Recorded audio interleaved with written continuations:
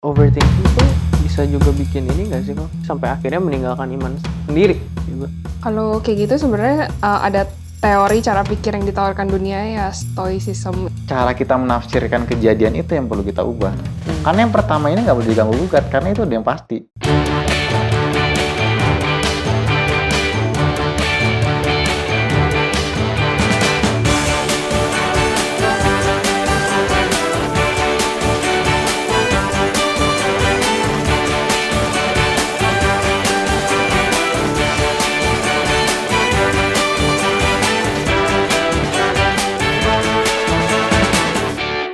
Gimana Jos? Kabar? Sehat? Baik, sehat. Baik. Ada pernah punya pengalaman? Overthinking Iya.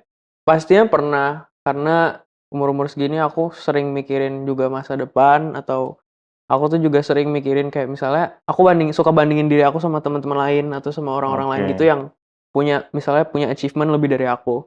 Nah, Sekarang posisinya kuliah? iya, aku Semester? semester 4 di BINUS, Ambil jurusan apa? ambil jurusan finance. Terus kalau selama ini kamu tuh kayak ngerasa keganggu gitu nggak? Sometimes sih ya, karena mikirin kayak ribet banget gitu loh. Jadi ngerasa itu kayak kenapa otaknya penuh banget sama mikirin overthinking-nya itu. Jadi kadang tuh Oke. capek sendiri juga.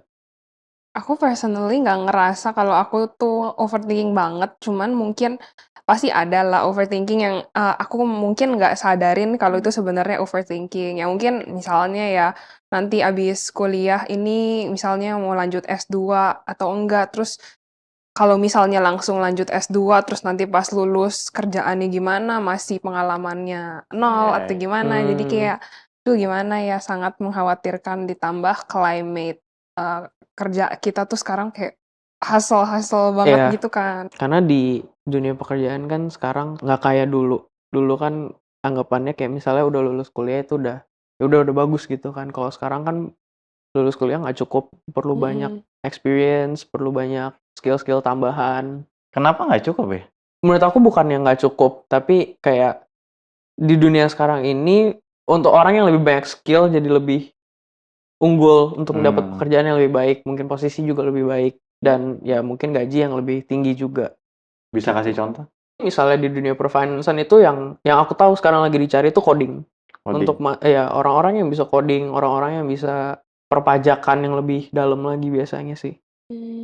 Ini kita sebenarnya nggak mau bahas secara finance ya, cuma penasaran aja gitu. Finance sama coding, gimana masuknya? Mungkin lebih ke algoritma untuk ngitung-ngitung uang. Oke. Biar lebih mempermudahkan perusahaan untuk merecap semua uangnya kan. Iya sih benar. Tapi tadi dengar-dengar pakai ini nih, pakai AI nih buat meng-coding katanya Jas. Itu udah lebih dimudahkan. Iya, itu sebuah ya tool, bantuan lah. Kalau dari Fai sendiri? Kalau menurutku di bidang art itu lebih kayak nggak tahu ya, kalau di overthinkingin gitu, kita nanti abis lulus tuh maunya kerja sendiri atau kerja sama orang lain gitu loh, kayak banyak skill yang harus kita attain juga buat karena tuh kita desain tuh bukan cuman gambar aja, tapi itu gambar kita tuh harus ada tujuannya, kayak misalnya dokter itu visinya untuk menyelamatkan, membantu umat manusia gitu. Terus desainer tuh kontribusinya apa gitu. Jadi kayak ya harus dicari gitu. Tapi dari tadi kita yang baru sharing overthinking kita berdua nih, Ci. Kadang gimana? Bagus. Sebagai anak STT. Belakangan ini lagi overthinking karena lagi banyak padat banget nih. Apa yang mesti dikerjain? Pertama syuting ini. Setelah ini nanti subuh mesti berangkat, terus nyampe di Nias kan mau kakek regional kan. Nyampe di Nias itu langsung kira-kira siang-siang tuh langsung ada 3 sesi. Setelah itu malamnya ngisi pemuda di satu gereja di sana gitu. Nah itu kok baru tahunya Kemarin. Tadi siang. Iya.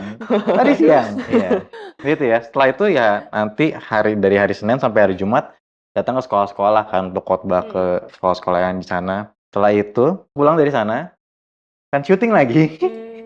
Syuting podcast. Episode selanjutnya. Iya, episode selanjutnya. Ada PKM.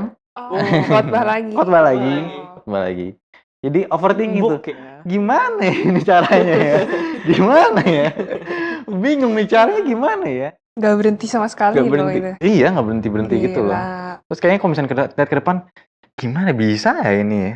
Banyak kayak begini gitu. Dan kan prepare-nya juga mepet-mepet banget kan. Tapi Koko pernah gak sih, kalau nggak tahu sih aku penasaran aja, Koko pernah gak overthinking tentang keputusan Koko masuk ke STT? Nggak sampai overthinking sih. Ini is a good question ya. Sebelum masuk ada fasenya gitu ya. Waktu itu Ko Heru pernah cerita kayak gini. Panggilan jadi hamba Tuhan itu cukup beda sama panggilan yang lain. Kalau misalnya gue adalah pedagang bakmi, besokannya gue nggak dagang bakmi, gue ganti pekerjaan, gue jadi orang kerja kantor dan karyawan. Orang akan sangat mudah menerimanya gitu kan. Iya. Kalau lo ganti kerjaan, mungkin ya nggak bosan atau mau coba cari peluang lain gitu ya. Tapi kalau misalkan masuk STT, hari ini gue jadi anak STT, hari ini jadi hamba Tuhan. Sekarang berubah nih. Lu kenapa berubah? Ditanya orang kan pasti kan ya. Maksudnya itu beda gitu, karena kan orang pasti mikirnya, oh ini udah bakal serius nih, panggilan ditekunin gitu. Jadi kayak waktu itu, waktu mutusin, ya cukup mikir panjang ya, apakah bener-bener masuk, serius, dan ini nggak no turning back istilahnya. Lifelong commitment ya kok Iya, iya benar. Itu Kayak- lifelong commitment. Kalau dipikir-pikir iya sih Iya. ya. Kayak udah sekali masuk ya udah Ya lu bisa udah, keluar. masuk. Iya. Bisa sih keluar, cuman kayak iya. Ya, itu Ya, tadi itu yang tadi. ditanyain ya. Ada sih yang bisa keluar, ada juga orang-orang yang pas masuk STT tuh memang belum betul-betul clear mungkin ya panggilannya kayak gimana. Jadi waktu di dalam pun dia masih gumulin lagi. Apakah benarnya panggilan gua apa enggak gitu. Itulah. Kok pernah gitu nggak? Enggak sih. Waktu di STT sampai sekarang sih puji Tuhannya justru makin diyakinkan ya. Kayak waktu pelayanan, waktu ketemu teman-teman sepelayanan, terus waktu ngejalanin pelayanannya itu kayak sekarang sih lagi merasa bersyukur banget sih di titik sekarang ini. Kayak satu sih ada beratnya kayak yang tadi waktu ngejalanin pelayanannya ada overthinking ya, cuma soal panggilan itu udah nggak overthinking. Udah pasti ya. Iya. Kayak waktu tadi siang tuh sempat mikir gitu ya waktu di rumah sebelum kesini. Gila ya, gue bisa ada di titik sekarang kayak gini, ceritanya kayak gimana ya? Sampai sekarang bisa ada di pemuda, di PKM, sekarang ada di podcast juga, terus ada di gereja, terus banyak pelayanan juga yang bisa dikerjain gitu. Itu hal-hal yang kayaknya waktu gue dulu masih di pemuda, ngeliatin vikaris atau pendeta gitu, wah gila kayaknya enak banget ya, kayak gitu. Kayak enak banget. Mungkin yang lain enggak ya. Mungkin yang lain mikir, apa enaknya ya? Ya, nanti suatu saat kalian akan tahu. Kalau ada panggilan gitu kan ya. Jadi kira-kira tuh gimana ya ngatasin overthinking? Menurut kamu gimana sih, Josh? Kan kita kalau overthinking kan itu kita nggak tahu apa yang kita nggak tahu. Ya Kita kan? nggak tahu apa yang kita nggak tahu. Iya, lebih kayak misalnya overthinking tentang masa depan kan kita nggak tahu masa depannya gimana. Karena kita nggak tahu itu makanya kita jadi overthinking kan. Aku mikirnya sih biasanya ya apa yang aku lakuin sekarang ya aku lakuin yang terbaik. Dan aku percaya pasti Tuhan bakal ada jalan untuk aku. Di tengah-tengah kekhawatiran aku tahu pasti nanti masa depan Tuhan akan ada tempat dan jalan untuk aku. Tapi juga nggak semena-mena aku ya udah pasrah, Tuhan bakal ngasih jalan. Perlu ada effortnya juga. Kalau misalnya aku mau nanya, menurut kalian akarnya overthinking itu apa sih? Kalau aku sih itu sih, karena nggak tahu apa yang nggak tahu, jadi mikirin terus. Menarik ya, kita nggak tahu apa yang kita nggak tahu. Kayak gitu. Kalau misalkan lu kagak tahu, kenapa lu mikirin? Iya, kenapa overthinking dah? Kayak gimana ya? Kan kita nggak tahu masa depannya gimana, karena kita nggak tahu itu tuh jadi. Berarti kita nggak tahu akan satu kita nggak tahu outcome-nya apa. Kita nggak tahu akan satu hal yang penting buat kita. Iya. Kalau dari Faye? Selain uncertainty sih kayak karena terlalu banyak pilihan sih menurutku di dunia. Jadi kan kita bingung ya. Too many choices. Ya. Yang kan kalau misalnya in much simpler times kan kalau cuma 3 pilihannya udah pikirinnya dari 3 doang. Kalau sekarang ada 1000 gitu. Ini tuh berdampak banget ya. Urusan milih makan di Grab. Nah, di Shopee. Bener banget. Di antara semua list itu, kita mau cari tahu mana yang terbaik, terkenyang, dan termurah. Iya, betul. Iya kan, jadi kayak disurvey dulu satu-satu, yang ini bisa dapat apa, terus potongannya berapa gitu kan. Akhirnya karena too many option, bingung. Udah setengah jam sendiri cuma buat milih makan gitu kan ya. Belum lagi bandingin sama app sebelah gitu loh. Ya, ada 3 biasanya yang buat milih ituan, jadi ya. Akhirnya belum makan udah kenyang. Terus kalau misalnya deket, aduh mending Grab atau pergi ke situ ya. Oh iya. Iya. Optionnya banyak banget ya. Kalau misalnya Koko perhatiin ya, overthinking itu akarnya 1. Apa ya? Apa tuh? Anxiety. Karena kita khawatir, akhirnya kita mikirin terus, akhirnya jatuhnya overthinking. Kalau kayak gitu sebenarnya ada teori cara pikir yang ditawarkan dunia ya stoicism. Kayak dia tuh lebih fokus pada hal-hal yang positif daripada yang kita nggak bisa kendalikan gitu. Jadi kuncinya ada di penguasaan diri sih. Tapi Kita, menurut aku ngawatirin hal yang negatif itu juga nggak sepenuhnya buruk. iya maksudnya dia tuh kayak antisipasi. Kayak misalnya kita khawatir soal jatuh miskin atau apapun deh gitu. Ya dia menyarankan kita buat apa sih dibayangkan kita prepare ourselves buat keadaan yang terburuk. Jadi kita bakal terlatih gitu lah kalau situasi yang itu tiba kita nggak bakal kaget. Karena yang biasanya bikin kita kecewa atau kaget itu karena kita nggak tahu itu bakal terjadi gitu Iya, loh. iya. Jadi expect the worst ya. Iya. Kira-kira nolong nggak ya? Ya kita ambil contoh dari Jos ya.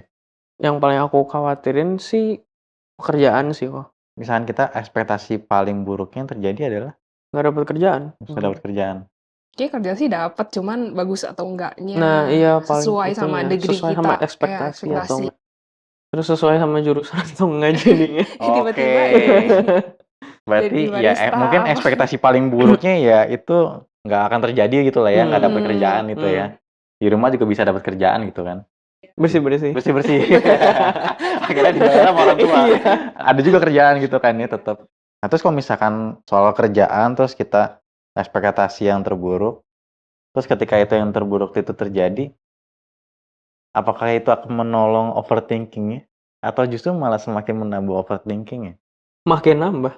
Bukannya tambah overthinking, tapi kita at least udah prepared karena kita udah menyiapkan sebelumnya. Kalau kita Ya. udah merencanakan apa yang bisa dilakukan di situasi tersebut, kayak itu bakal nolong. Lalu pas udah di titik poin itu, tetap expect the worst. Kalau stoic itu apa sih memaksimalkan apa yang di present kita gitu. Oke. Hmm. Lo juga pernah baca ya buku Stoik yang saat ini tuh waktu itu sempat booming gitu ya. Namanya Filosofi Teras. Misalnya kalian tahu itu bukunya booming di Gramet ya.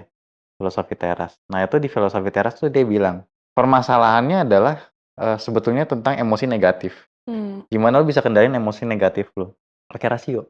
Bilang ke emosi, udah tenang. Jangan terlalu dilebih-lebihkan emosinya gitu.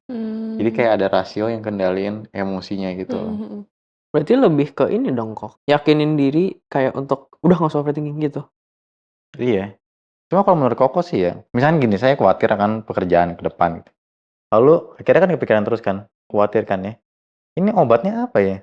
Apakah obatnya bisa dengan terus-menerus kita berekspektasi yang rendah? Atau ada obat yang lain ya?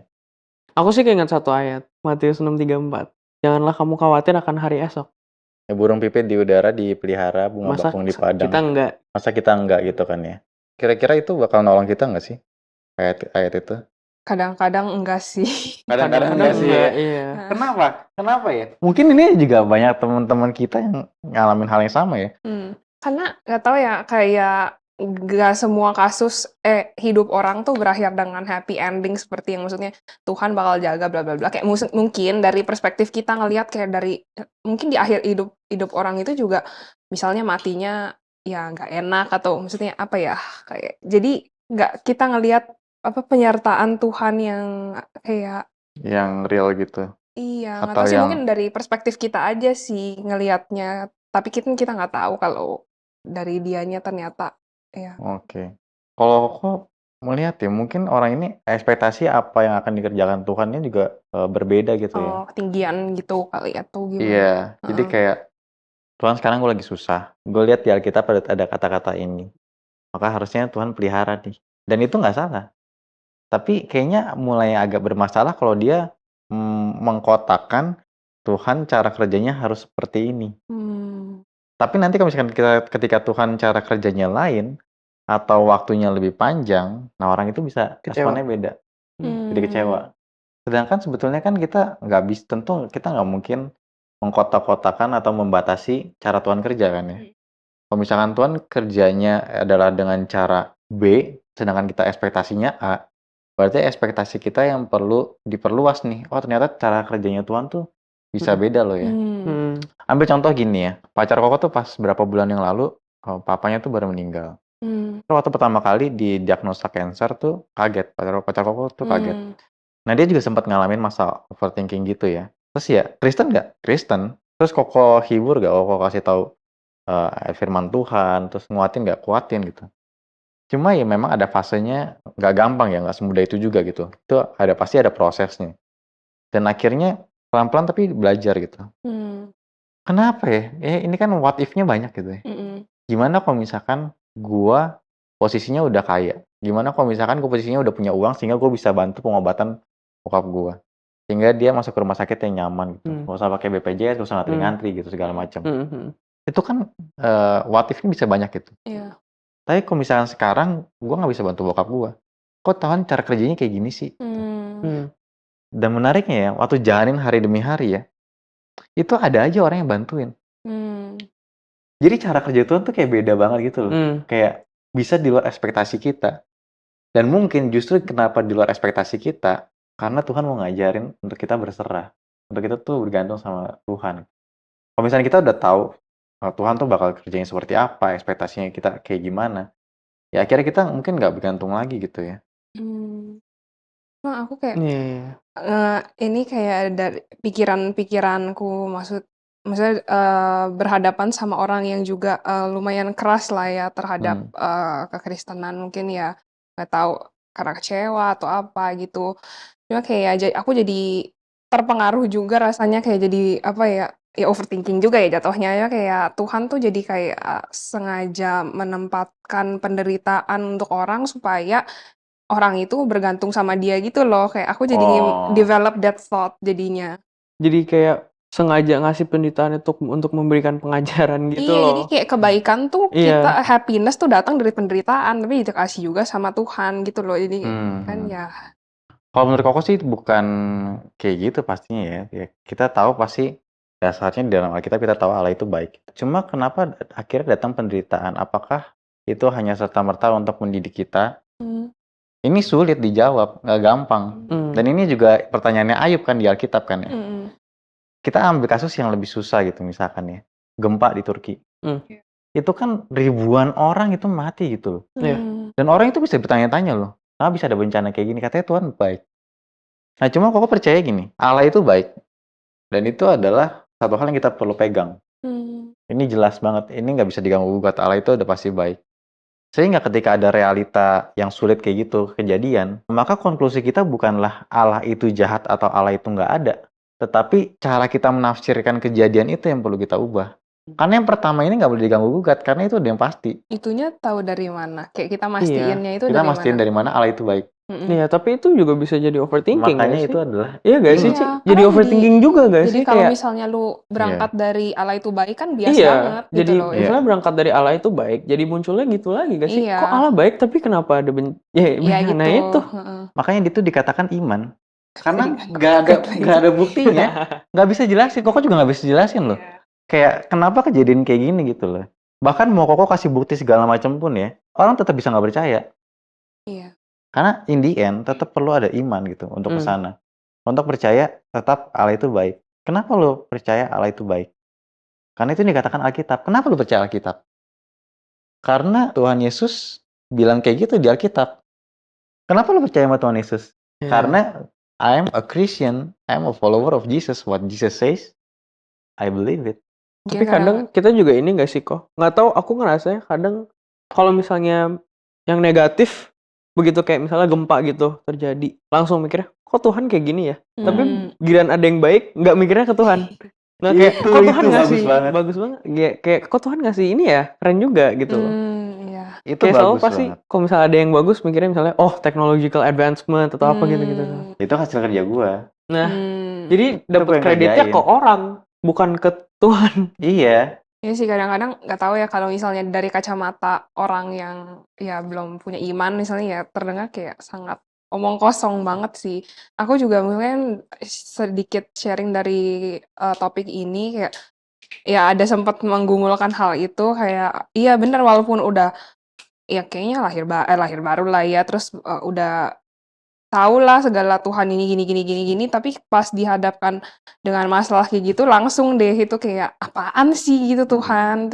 Cuman memang aku ngerasain sendiri kalau itu emang butuh proses dan ya Tuhan aja sih yang bisa ini, memberikan kita pengertian kenapa kayak gitu loh. Kita juga nggak ngerti kenapa, cuman kayak Iya. ya memang mungkin itu kita dikasih cobaan kayak gini itu ya buat pembelajaran kita gitu. Aku kayak lebih sadar sih sekarang gitu. Cuma aku kalau misalnya ngelihat diri aku kayak, 1 tahun lalu misalnya gitu kayaknya nggak mungkin percaya sih kalau kayak bisa ngomong kayak gini gitu loh. Iya. Satu hal juga yang aku rasa sangat menghibur ya, Tuhan kita tuh bukan cuma Tuhan yang jauh di sana terus ngeliat penderitaan kita, tapi dia turun. Dia tuh datang ke dalam dunia yang dia tahu posisinya dunia itu kayak apa loh, rusaknya, jatuh dalam dosanya, penuh penderitaannya, dia bakal ditolaknya iya, and yet dia tetap turun. Sama-sama adalah manusia juga, 100% manusia, tapi juga 100% Allah. Dan dia turut merasakan penderitaan kita. Sehingga apa yang kita alami bukan berarti tuh dia Allah yang jauh di sana yang kayak jahat nggak pernah ngalamin apa yang kita rasain, tapi lu merintah-merintah aja atau nyuruh-nyuruh aja gitu. Enggak, bahkan dia melebihi apa yang mungkin penderitaan yang kita udah alami gitu. Degree-nya dia tuh Allah loh. Iya. Dan dia ngalamin hal yang sama, Iya. bahkan lebih parah daripada yang kita alami. Iya. Misalkan kita sesama ciptaan gitu ya, kita melihat ada satu binatang yang menderita banget gitu ya. Dibandingkan sama manusia menderita, mungkin dalam satu level tertentu kita bisa bilang manusia lebih menderita. Nah ini degree-nya, ini udah bukan sesama ciptaan nih. Pencipta sama ciptaan, tapi dia rela turun dan ikut menderita. Dan ketika dia naik ke surga ya, dia sebelum naik, dia bilang sama murid-muridnya, aku akan memberikan kamu kedamaian. Dan kedamaian itu salah satunya di ayat sebelumnya, ini ada di kitab Yohanes ya, ketika Tuhan Yesus mengatakan Roh Kudus akan turun, karena ada penghibur yang datang padamu yang diutus Allah dalam namaku. Dan itu juga yang membimbing kita gitu. Jadi kita tuh nggak jalan sendirian sebetulnya. Tapi overthinking tuh bisa juga bikin ini nggak sih kok? Sampai akhirnya meninggalkan iman sendiri gitu. Bisa banget. Mungkin banyak kali yang ngalamin. Justru teman aku bukan kemarin sih, dia sempat nanya kayak, kenapa sih lu Kristen gitu kan? Dia sekarang agnostik, tapi secara KTP dia Buddha. Tapi dia juga karena pacarnya waktu itu Kristen, jadi dia juga ke gereja. Dan pada akhirnya setelah dia udah putus sama ceweknya, dia sekarang agnostik. Dan dia tuh sharing lah ke aku gitu ya, kayak aku tanya kan, kenapa sih lo agnostik gitu loh, jadi lu waktu itu ke gereja cuma kan cewek lu doang gitu kan. Ya dia bilang dia tidak menemukan apa yang akhirnya kalau misalnya kita udah selesai di dunia ini tuh ada apa. Jadi dia tuh karena dia terlalu mikirin itu, dia jadi ambil konklusi kalau misalnya ya udah kita hidup ya udah, terus udah. Jadi dia mikirin apa sih sebenarnya, dia terlalu ngawatirin apa yang sebenarnya habis dari kematian tuh apa. Karena dia terlalu mikirin itu, jadi dia kayak, ya udah, gue memutuskan untuk agnostik aja. Hidupnya jadi nggak fokus pada hidupnya yang sekarang ini. Iya, gitu. jadi dia bilang, ya gue percaya Tuhan ada, tapi nggak menganut agama gitu loh, kayak ke gereja enggak, ke tiara enggak. Itu good banget ya, misalkan udah ada yang nanya kayak gitu, bisa langsung di follow up gitu. Kita bisa langsung ceritain dunia setelah kematian yang dinyatakan di dalam Alkitab gitu. Karena kan realitanya itu yang akan terjadi gitu. Tahu dari mana itu pasti terjadi ya, itu balik lagi ke berdasarkan kitab suci dan juga iman kita. Dari mana kita dapat iman kita ya kita tahu itu juga anugerah daripada Tuhan gitu kan ya. Di dalam kekristenan ya langit dan bumi yang baru. Jadi orang tuh nggak cuma sekedar mati kemudian masuk surga dan itu final state-nya. Banyak kan orang Kristen pun masih berpikir nanti ujungnya cuma sampai situ doang nih. Cuma sampai surga doang. Tapi ternyata ada realita lagi setelah itu. Itu surganya tuh turun, bumi ini ditransformasi dan jadilah langit dan bumi yang baru. Aku jadi suka overthinking gitu kalau abis kita mati terus di langit bumi yang baru terus kita ngapain ya gitu. Aku juga Puji mikir Tuhan gitu. sepanjang waktu. Apa kita Pakai cuma baju kayak putih, ya udah jalan-jalan nyanyi-nyanyi. kayak sekarang gini atau gimana? Pindah-pindah planet. Sampai eternity gitu kan biasanya. Dari tadi kita ngomongin kayak gini juga selalu muncul what if kan. What if? Apa sekarang kita bisa dibilang overthinking? Sebenarnya thinking itu sendiri pasti nggak salah kan ya? Iya. Overthinking yang jadi masalah gitu kan ya. Tapi sampai degree apa itu bisa dikatakan overthinking sih? Kita mungkin batasin dulu kali ya definisi overthinkingnya ya. Overthinking yang mungkin kita lebih umum menjadi problem adalah overthinking tentang diri sendiri atau keadaan diri sendiri gitu kan ya. Ini sebetulnya bisa juga masuk ke dalam introspeksi diri kan levelnya. Introspeksi diri penting nggak? Penting. Apa selama minggu ini atau dalam hari ini udah lakuin apa aja? Apakah gue memuliakan Tuhan apa enggak? Gue jatuh lagi di dalam dosa apa enggak gitu ya. Tetapi kalau misalnya kita terus overthinking, bahkan bisa overthinking dosa juga gitu. Terus menerus berpusat pada dosa yang dilakukan. Oh. Lalu seakan-akan dia begitu rendah, hina, nggak ada pengharapan lagi sama sekali. Gue udah lakukan dosa ini, gue udah mikirin pasti Tuhan nggak terima. Contohnya kayak Yudas gitu kali. Iya mungkin ya. Walaupun dia nggak ditulis overthinking di Alkitab sih, tapi mungkin bisa terjadi sampai akhirnya dia bunuh diri kan ya. Overthinking. Bisa Gitu. jadi. Lalu ya itu akhirnya dia terlalu fokus kepada hal itu sampai akhirnya nggak bisa ngeliat Tuhannya sendiri. Jadi gimana sih gimana kalau kita sebagai orang Kristen ngatasin overthinking tuh? Dari teologi reform tuh cukup meng-highlight yang namanya kedaulatan Allah ya. Itu menurut aku satu teologi yang sangat bagus banget untuk kita tuh sadar bahwa Tuhan tuh berdaulat atas segala sesuatunya gitu. Dalam hidup kita gitu ya, dalam apa yang kita kerjain gitu. Dan berdaulat itu semakin nyata ketika Kristus sudah turun dan ketika dia bilang, sekarang segala kuasa di langit dan di bumi itu ada di tanganku. Nah, kalau misalnya kita percaya kita adalah orang yang ditebus oleh Tuhan, kita adalah milik Tuhan, gak mungkin dong dia tinggalin kita. Gak mungkin dong setiap apa yang menjadi kesulitan dalam hidup kita, dia tinggalin gitu aja. Karena kan kita tahu juga Kristus pasti mengasihi kita gitu. Dia pasti nggak mau tinggalin kita sendirian, dia tetap akan nemenin kita. Jadi kalau misalnya kita khawatir akan satu hal, yang memang hal itu penting bagi kita, tetap ada pengharapan kok. Oh iya, gue punya Allah yang berdaulat, dan gue adalah milik Tuhan. Kalau misalnya gue adalah milik Tuhan, pasti gue dijaga kok. Iya, dan kita juga bisa lihat dari ya pengalaman-pengalaman pribadi, misalnya sebagai mahasiswa contohnya kalau kita lagi padat ya, atau kayak kok Adam padat gitu, kelihatannya nggak mungkin banget ya, gimana nih kita menghadapi itu, tapi pas kita lihat ke belakang ternyata jadi juga gitu ya. Itu kayak pengalaman-pengalaman gitu ya mengingatkan kita lagi kalau Tuhan itu beserta kita. Sebenarnya yang susah di saat pas kita lagi overthinkingnya nggak sih? Iya, Misalnya pas itu kita sih. lagi overthinkingnya tuh untuk mikir ke situ tuh kadang nggak nyampe kan jadinya. Iya. Tapi dengan kita punya habit ya, overthinking pun bisa masuk ke habit kan ya. Orang tiap kali khawatir akan satu hal, akhirnya dia habitnya adalah di malam-malam mikirin hal itu terus, overthinking gitu. Bisa tidur. Iya, nggak bisa tidur gitu kan ya. Nah, kalau misalkan kita punya habit untuk meditasi firman Tuhan gitu ya. Maksudnya meditasi firman Tuhan apa? Merenungkan. Kalau kita makin banyak baca firman Tuhan, apa yang Tuhan janjikan buat kita, apa yang Tuhan udah kerjakan, itu yang banyak masuk ke dalam pikiran kita. Maka ketika kita ngadepin satu hal, nanti Roh Kudus tuh bisa ingetin kita. Jadi kita tuh benar-benar nggak sendirian sebetulnya. Kalau misalnya kita adalah orang percaya dan kita yakin ada Roh Kudus dalam diri kita, Roh Kudus tuh nanti bisa ingetin, Jos, mungkin kamu khawatir sekarang, tapi ingat Tuhan tuh berdaulat. Sebenarnya kadang kalau pas aku lagi overthinking gitu, ada aja tiba-tiba. Iya kan, emang ada kayak bisikan-bisikan gitu kan. Kayak, ngapain ya gue overthinking ya? Kan emang Tuhan udah bilang kalau misalnya dia berdaulat atas kehidupan kita semua gitu. Kayak, yaudah, chill. Wih. Itu tuh Tuhan Yesus bilang poinnya juga bagus ya. Lihatlah, ada bunga bakung di padang, ada burung pipit di udara, itu kan menarik kita untuk melihat keluar ya. Kayak kalau misalnya kita overthinking cuma lihat ke dalam, tapi coba kita lihat keluar, dan ada hal-hal yang bisa kita lihat pemeliharaan Tuhan tuh di luar. Yang juga bisa menguatkan kita untuk kita kuat di dalam. Dan Tuhan Yesus sekarang di surga lagi ngapain ya? Dia berdoa syafaat buat kita, itu ditulis dalam kitab Ibrani. Jabatan imam yang Kristus lakukan di dalam dunia, dia tetap teruskan di dalam surga. Jadi itu kan jabatan imam ya, bahwa imam tuh mewakili kita di hadapan Tuhan. Bahkan ketika berdoa nggak bisa berkata-kata, ada Roh Kudus yang membantu kita. Dan Kristus pun menjadi perantara bagi kita kepada Allah Bapa menyampaikan doa-doa. Ya, merasa terberkati. Jadi apa ya, kalau buat masa depan kita yang paling relate gitu lah ya, yang mau kerjaan, mau apapun itu juga, ya nggak tahu ya, jalanin aja, Tuhan bakal topang juga. Nanti kalau kita lihat berapa tahun kemudian, kita lihat ke belakang juga, ya kita bakal bisa ngelihat penyertaan Tuhan sih. Iya. Sama sih, aku juga ngerasa kayak terberkati sama podcast hari ini, ngobrol-ngobrol sama Ko Adam, sama Ci Fei. Jadi kalau misalnya udah mulai overthinking balik ke sini lagi, apa yang kita ngobrolin hari Iya, ini. iya. Jadi lebih kayak, oh nggak perlu sebenarnya.